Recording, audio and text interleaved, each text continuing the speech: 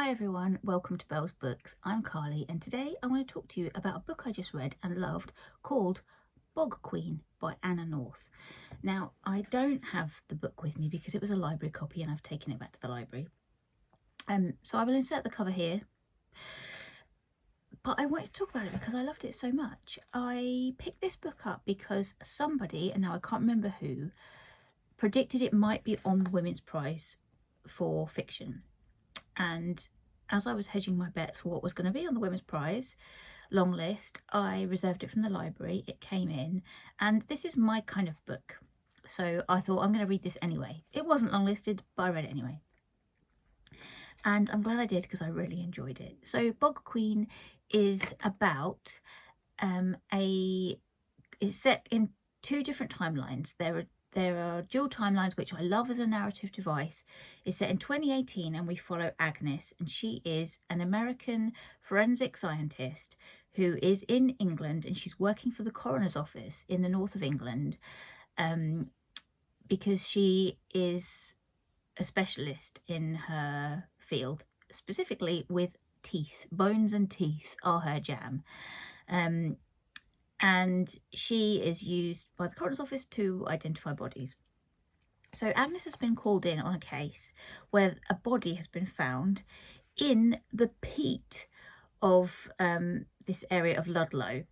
So the body that has been found is assumed to be that of a missing woman who was murdered by her husband in the 1960s. He admitted to murdering her, and he admitted to putting her body in the bog. So everyone assumes that this body that they've dug up is her. Agnes is called in to identify her. She discovers it is not that missing woman. The body is preserved in its entirety, and it is the body of an Iron Age woman. So the peatland has preserved this body perfectly for 2,000 years. And Agnes is drawn into discovering who this person is and how she died. So that's one narrative thread. The other narrative thread is the story of the Iron Age woman whose body it is, and we're following her. She is a druid, and we're following her at the time of, sorry, I've got some fluff on my face. Okay, I'm gonna scratch my face. Fluff be gone. It's probably Dodger's hair. Dodger is sitting right by my feet. And, well, to get back to the point, Carly, the Iron Age woman's story tells of her. So she's very important in her society. She's effectively like a queen. She's a druid. She's new in her post as druid. She's been appointed by her mother, who was the druid before her. And she is dealing with some changes in her culture, as it is it's the time when the first Roman settlement was happening. So the Romans were newly arrived in England, and they had set up camp at what is now Colchester. Can't remember the name of it in the book. Obviously it all had different names back then. And so this druid queen travels to Colchester to meet the kind of like the local king of the area, who is integrating with the Romans settlers and trying to get her on board. So there's a lot of kind of like local politics where at that time there was like a king in each area, and they were all forming alliances and stuff. So that I really loved. I really loved the history of that, and finding out about her story. I did find it a bit slow to start off with, so I found it not like, the writing isn't difficult. The writing is, I found, was really well done, and at points very beautiful, and I really enjoyed it, but it was just a bit slow for me to get going. And once I was in it, maybe like around 60 pages, then I was in. And first of all, I really enjoyed Agnes's narrative, the contemporary narrative, and I wasn't that bothered about the Iron Age woman. But then it really picked up, and kind of from the middle of the book towards the end, I was gripped, and I wanted, because it's a mystery, right? You want to find out how she died, and you're following her, and you're following Agnes as she's kind of like looking at the body and seeing what's happening, like what injuries she sustained, and then you see her get those injuries in her timeline and they're not the cause of death. So it's just like this ongoing mystery. And both characters in both timelines, so Agnes and the druid woman, have difficulties relating to the people in their society. So there's kind of like an insinuation that they're maybe a little bit autistic, and they have some kind of affinity between the way that they operate. They're very good at, both of them are very good at their craft. So Agnes is a very good scientist. The druid is very good at what she does. But they have difficulty relating to people, and part of it is about that journey of how they kind of adapt a little bit and have to understand how other people think and feel in order to relate to them, because they're both dealing with some very tenuous situations in both of their times. One of the main themes of this novel is it's a climate novel. So in the contemporary timeline, Agnes is dealing with having to excavate where the body was found. So they are looking for what they call like grave items or something, to give them a clue about about how that person lived, how they died, because sometimes with these bog bodies, items are buried with them, so like swords or offerings that were given to the land or to the gods to help that body in the afterlife. So Agnes and her team are trying to find items that give them clues to this woman's life and death. But she is being thwarted by a group of local climate activists who have tried to rewild the moss.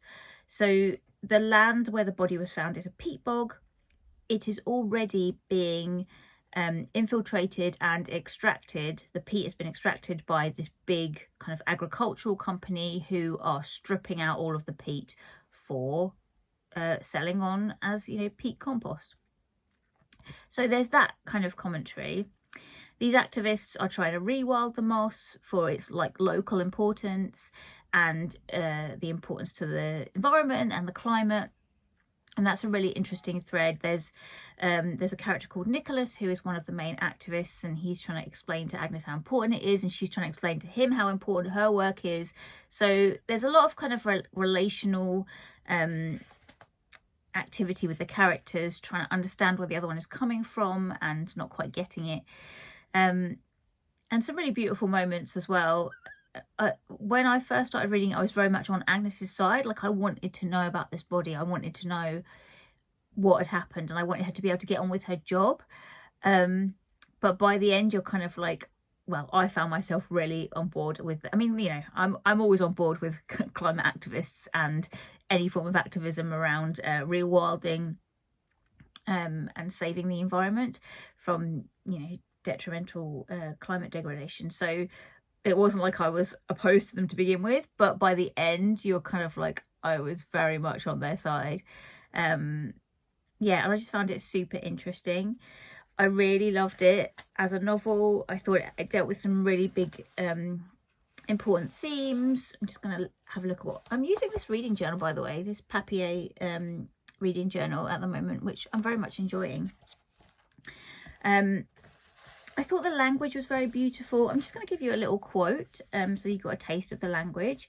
So when they do eventually find the body of the woman who was murdered, this is a description that Agnes gives, because there's a lot of care that she takes around dealing with these bodies that she is identifying, and I found that very beautiful and moving. So death is one of the big themes in this book, as well as like climate change and climate adaptation. Death and rebirth, the cycles of nature, the need for decay, the need for letting go and letting nature do its thing. And I just found this description really moving, so I'm going to read it out to you. So she's saying about this second body, the body wasn't preserved in the same way as the Iron Age woman was. It just decayed. So she says, "What is the body like? She is like an armload of driftwood," Agnes could say, rubbed clean and silvery by the sea and sand. She is like a dried flower. She is like a pearl. She is someone at rest in a final state, as final as possible on this turning earth, whose cycles are ushering us ever into wondrous new forms. I just thought that was really beautiful, and I love that a lot. So yeah, there's some great, really big themes in here that you can really think about, and that's what I really loved about this novel, is just sitting with those themes, particularly in the way we think about death. That's currently present on my mind a lot. I'm working on a writing project that is dealing with something similar, so it might be that this book reached me at a point when I really needed it, and I found quite an affinity with this narrative, particularly in terms of legacy and remembrance. There's also a third narrative strand in here, which is very small. It's only like, they're only like maybe a page or half a page each, interspersed throughout both timelines, but it is the voice of the moss. And I've encountered this before, when you have like the voice of a non-human narrator. Sometimes it works, sometimes it doesn't. This I did think worked. I don't think it was as strong as others that I've read, but I really liked it because it was told in the plural as well. And so the moss is speaking as a we, as a like a collective, as a culture of not individuals, and I found that really kind of appealing and interesting to think about. So Agnes is American, and she's coming over, she's like I guess an outsider in England. There's a very slight commentary on migration and connection, community, collective action, the need for working together rather than as kind of individuals. So there were some really great themes in here that I appreciated a lot. I thought it was dealt with very well. And it's just all wrapped up in a very page-turner, interesting novel. I just thought it was great. I would highly recommend it. Interestingly, my copy was marked as a horror, which I don't know if that's like the category of it. This was just the library category sticker that we had on the side. It was down as a horror, which it was not a horror. Like, no way would I describe this as a horror. There's nothing kind of really horrorish about it. So that was interesting. I thought also it was going to have more to do with folk. Yeah, I thought it might have like a folk horror element. I think there was a quote on the front from Lucy Rose, who wrote The Lamb.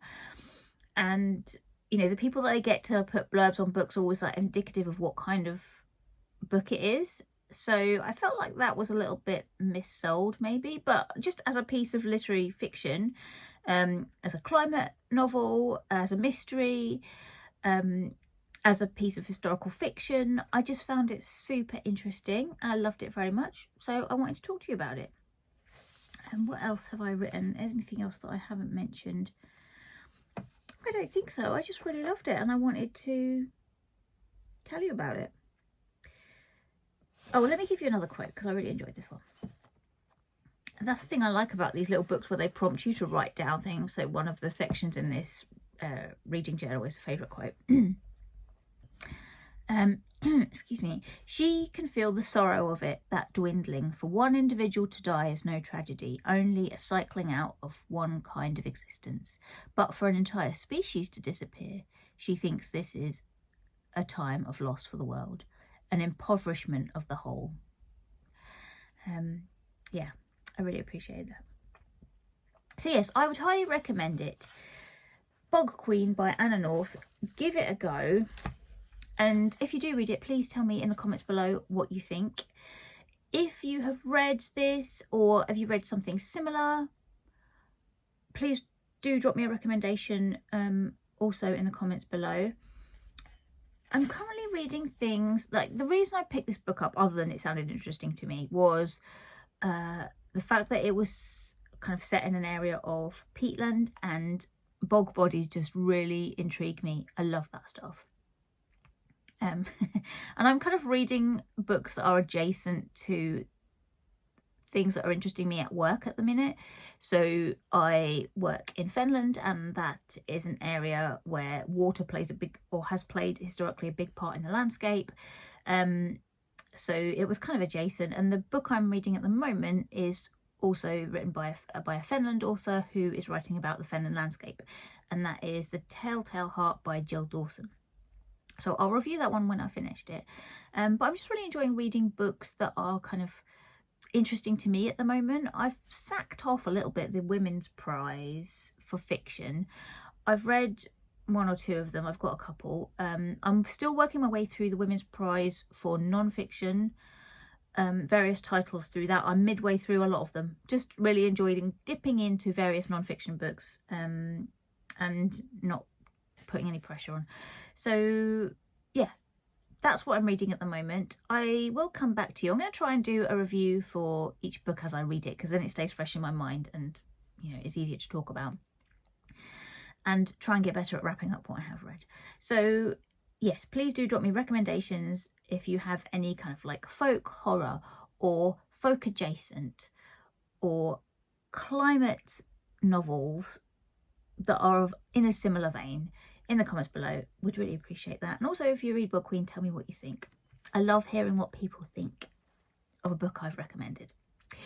Other than that, I will see you very soon in another video. I hope you're all doing good. I'm off down the allotment now.